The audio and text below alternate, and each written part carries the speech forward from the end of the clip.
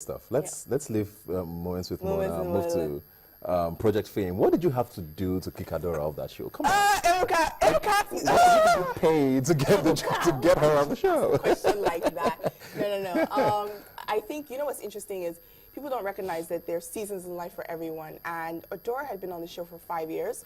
So I mean, I'm not speaking exactly for her, but I think it's sometimes you just kind of outgrow. She wanted to move on? Or? I don't know the story, but I do know that there was an opportunity that was given to me, and I collected it. So I don't know without why asking. I don't know why she left. I really don't know the background story to it. But you do have to recognize that she left big shoes to fill, and she was really good at her job. And hopefully, being my first season, people enjoyed it as much as they enjoyed it with her on the show. Are you friends or friendly with her? I had met her on Moments with Mo. Once, and after I met you her replaced twice. her or before? This was before. Have you met her since? I have not seen her since, but she doesn't live in the country. You are such an instigator of trouble. I'm just asking, have you met her since? No, I haven't seen her since. Have you you've not had a conversation or anything, so you don't know? I mean, even before that, we weren't like on talking terms. But I mean, I think if I saw her, it'd all be cool. Like, come on, it's not. Cut throat. How was the experience for you, though, hosting that? It was amazing. Because it's a big show. It's a huge show. It's completely different from Moments with Mo. It has a live audience, the performances, people are watching constantly. Yes, and that live audience is key. Moments with Mo is pre-recorded, and we're pretty good with just going straight through. But with Project Fame, I was always aware of the fact that there was an audience there, and I wanted to make sure that I was on my A game. And also, there's more reading from a teleprompter versus Moments with More is conversational. So those are two things I had to get comfortable with. But for me, what I love so much about Project Fame is watching the contestants grow. You see these people come in all timid and shy, singing with like K-leg, and by the end of it, they're almost like superstars. Almost like superstars. Think of someone like Iyanya, Praise, Chidima, they all came from Project Fame, and they're making people's dreams come true, and I love that. I love that. Nice PR work there. Who are some of your friends in the industry now, besides the Lakbo? Who are some people you call your friends? People I call my friends. In entertainment? In entertainment. I call you my friend, even though you didn't invite me to your birthday party. Well, I didn't have a party. Calling him out. I also, definitely Zainab on the spot, Lamide, Adelaide. Those are people that I really consider friends. And I've had the opportunity to meet a lot of other people through so many different mediums. I mean, there's so many people that I'm kind of young in this industry, so with time, I feel like the relationships will be harnessed a bit more. But there's so many amazing men and women in an industry that I look forward to making friendships with. What's the one job you want, though? The one job I want?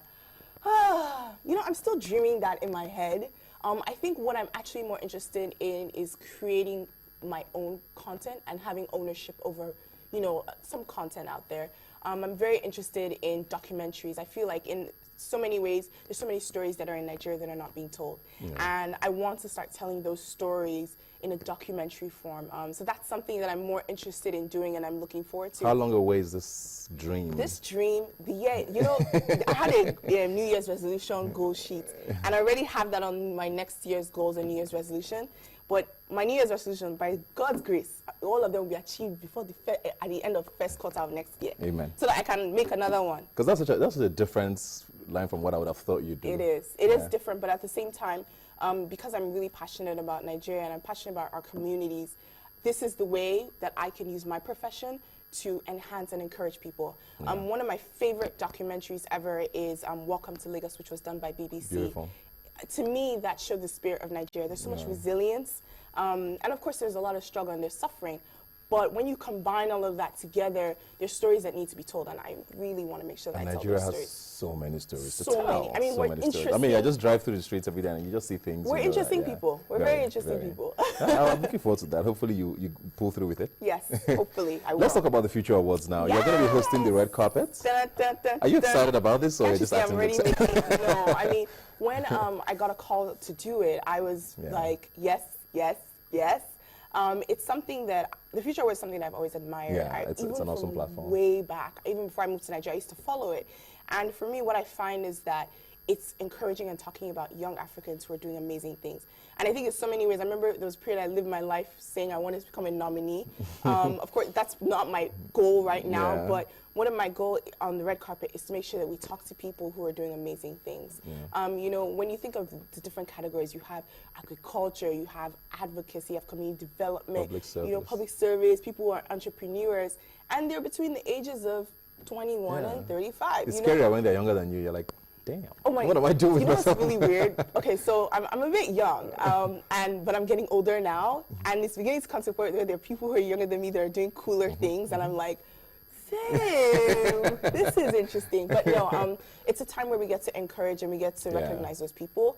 And a lot of times people are not recognized for the good that they do in Nigeria. And I'm so glad that I get to interview them and ask them about all the good they're doing. And the fashion. I mean, Lagos never comes last. Lagos never comes last. But what's going to be great about this, Ebuka, is, it's African-wide. Yeah. So we're going to have so much variety in what people are dressing. And I'm looking forward to talking to our people from Tanzania, from Kenya, from South Africa, and seeing how, they mix they into represent themselves. Yeah, because when you think of Nigeria, and I feel like Nigerians, every event I go to, I can never be overdressed. Even if you can never be overdressed in Nigeria. Because someone probably more dressed than you. Exactly. Even if you go to a beach party, you wear a long dress with heels. Everyone will be like, that girl looks good. You know what I mean? So I'm looking forward to seeing what people come out with. Are you just throwing shade at Lagos? I am encouraging and saying that we're awesome dressers. No, I'm not throwing shade. Okay, let's talk about the future now, not the future awards itself, now the future for you. Besides documentaries, what's in store for you going forward in 2015? In 2015, I'm excited about 2015. First and foremost, it's election year. Whoop, whoop. I'm excited that we get the opportunity to vote in a new leader, whether it's the same or whether it's going to be someone else. I'm really looking forward to that. I'm looking forward to seeing how Nigerians, specifically young Nigerians, come out in droves, hopefully. Fingers crossed. Have you gotten your voter's card? It's the last day today, Lagos. Yeah. And, make sure that we're part of the election process. And, I want to find ways to kind of also document that process and move forward and make sure that the elections we're accountable for it. And as people, I think it's very easy to complain without recognizing the fact that we hold the key.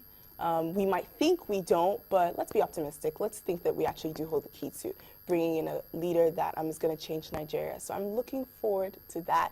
Aside from that, I'm also looking forward to making more friends. I know that sounds strange, but I think what I find is that in life sometimes you're working, and you're going, and you don't actually understand that you should grow relationships. And so I'm looking forward to making more friends and, just also being part of my community. Ebuka, do you know your neighbors?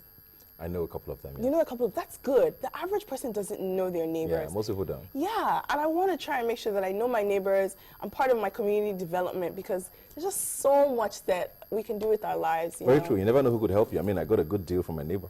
What kind of deal? I'm not telling. But I mean, you just never know who your neighbor is. Yes. Thanks for coming, Bolanle. Good luck on Sunday. Thank you. You're going to be there, yeah? Of course I will. I'll interview you on the red carpets because you're always looking dapper. Yeah, you're just saying nice things to me today. I don't understand. Thanks for joining us, guys. As we always say, you can join the conversation on Twitter. WhyNigerTV is the handle. The hashtag to follow is Rubbin. You can also visit the website whyniger.com/TV. Remember, you've never seen many people talk like this before. I'll see you next week. What else?